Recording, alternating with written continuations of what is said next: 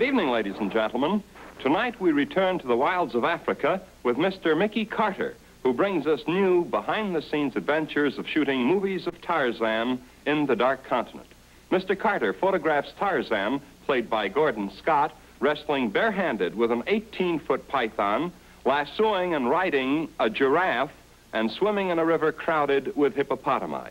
Hollywood goes to Africa with the Cartoon King in Kenya.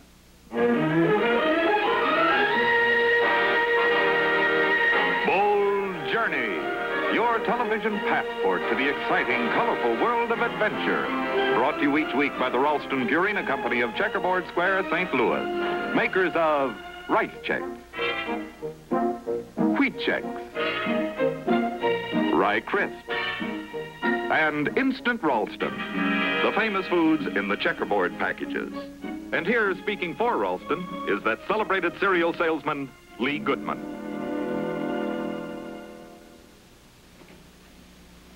Here is a scientific demonstration of why Wheat Chex are a grown-up cereal with a flavor made primarily to please grown-ups and kids who want to be like grown-ups.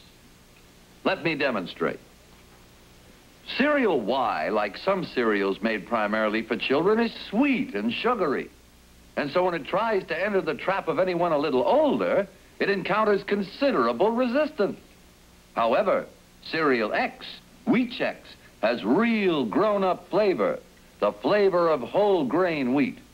And here is super scientific proof that Wheat Chex act twice as nice to any trap. And once you start eating them, you can't stop. In fact, you can eat Wheat Chex until they come out of your ears. You see, Wheat Chex have real whole wheat flavor, made to gratify grown-ups and children with grown-up tastes. And when you fix your Wheat Chex up with sugar and milk, these bite-sized biscuits of toasted wheat stay crisp and crunchy the whole bowl through. Demonstrate them inside yourself. Wheat Chex, the grown-up cereal from Checkerboard Square. And now, here to begin tonight's true story adventure is Jack Douglas. There was a time when the making of a Tarzan movie required every trick known to Hollywood's make-believe geniuses. When Tarzan leaped from a tree, he actually fell 2 feet in a pile of sawdust. But then the public's demand for honesty and authenticity, even in fictional movies, swept Hollywood. And one of the first to heed the call was Mr. Saul Lesser, who several years ago ordered that all future Tarzan films would be shot in their actual locales in Africa.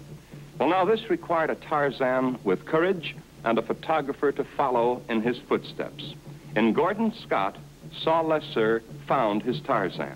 And in tonight's guest, he found the man who was willing to follow Tarzan anywhere, anytime. Here, making his second appearance on our series with Tarzan's latest exploits, Mr. Mickey Carter of Palm Springs, California. Hi, Mr. Carter. Hiya, Jack. Nice to see you again. It's wonderful to be back with you. Well, now, we well remember your last visit to Tarzan's Africa. How did this particular journey differ? What was different about the assignment? Well, every trip is different in Africa, Jack. But we did endeavor this time to get Tarzan in the picture and on as many animals as possible. I see.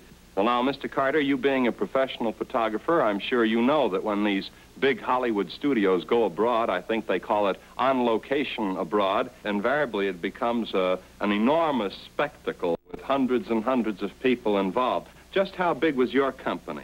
We had a crew of 4, Jack. 4? That's right.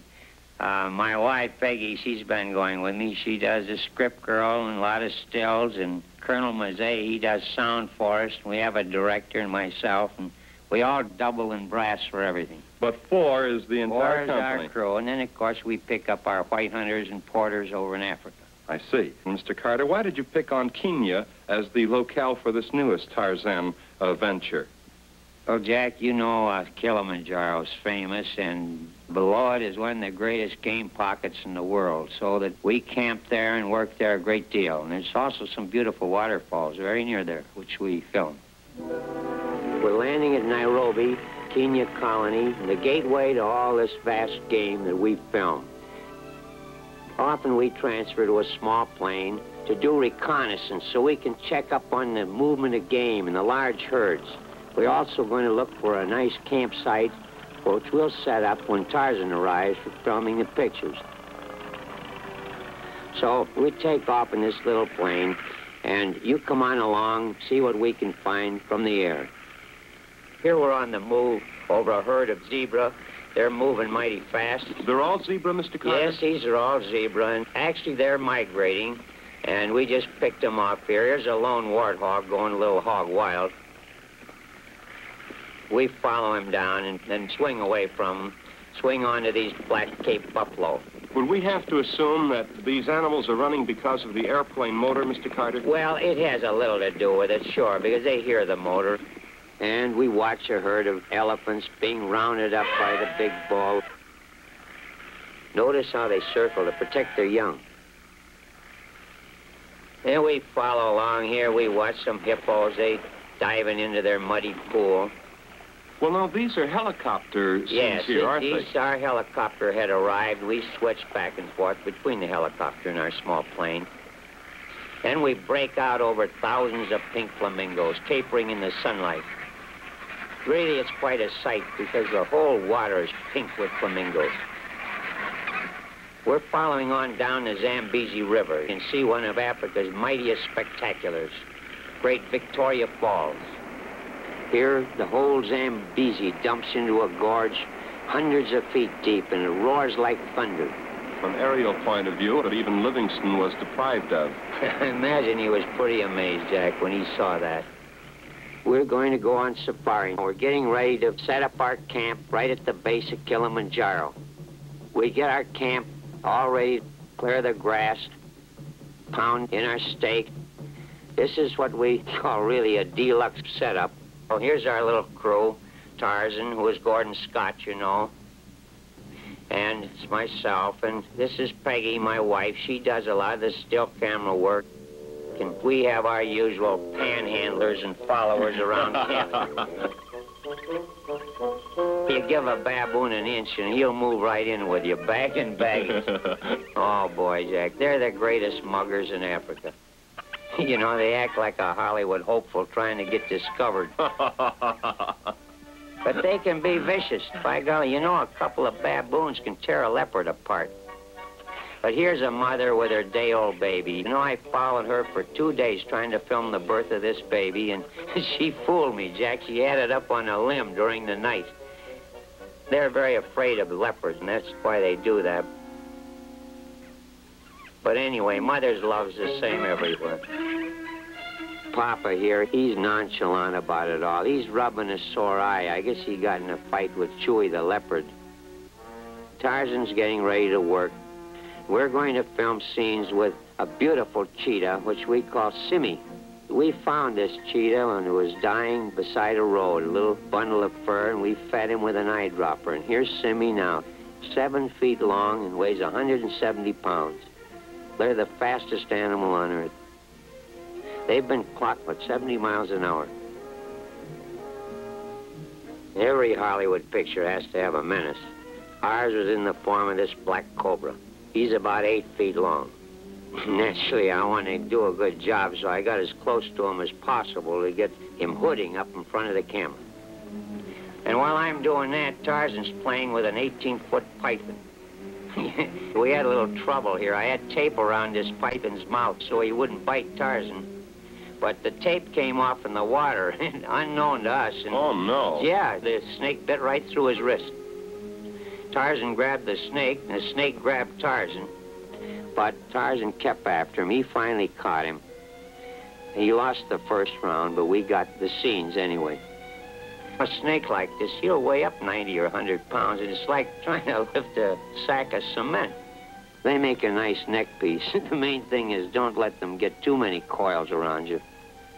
And these wildebeest and all the animals, my job is to try to film Tarzan with them, hobnobbing with the wild folks, and some of them just are downright unneighborly. They won't cooperate. Now watch Tarzan, whom you've seen ride wild animals in cartoons, do it in reality. The script called for Tarzan to enter the native village to make an impression. The Hollywood boys left it up to Gordon and me. We figured this would be the way. How much more impressive can you get than riding into town majestically on an elephant? The kids all love elephants, and they love Tarzan. That elephant stands higher than the village, doesn't he? Yes, he does. When we got this giraffe picked out, did you ever try to ride a giraffe? No, and I don't know of anyone else who ever has. The script called for Tarzan to escape from the villains and race for help as fast as he could. Some writer back in Hollywood decided that Tarzan could get help fastest by riding on a long-legged giraffe.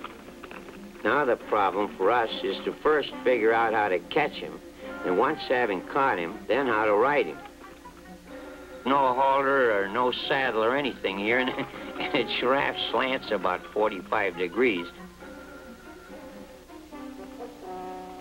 You gotta watch out for those front feet. A giraffe can kick a land to pieces. So Tarzan has to keep his distance. And our friend, the giraffe here, he kept pulling Tarzan into the bushes. But here we go. We're off at Serengeti. And when I say off, I mean off. We just couldn't seem to stay on that guy. And It was Gordon Scott having all the trouble. Oh, he took a bad one here. We had to throw a bucket of water on him here. Gosh, he looks He passed out cold. We told him to quit because, after all, actors cost money, and giraffe are a little cheaper, see? But well, no, he was actually goes. hurt there, wasn't he? Yeah, he was hurt badly, but he was determined to ride that giraffe, and here he did, Jack. He broke him in, took him right off, and rode him off. And you want to know a funny thing? That darn giraffe rode right back into where we started filming from. Here's an old buffalo. They're a little bit different. You just hop on them. They're much slower, much more comfortable. But you can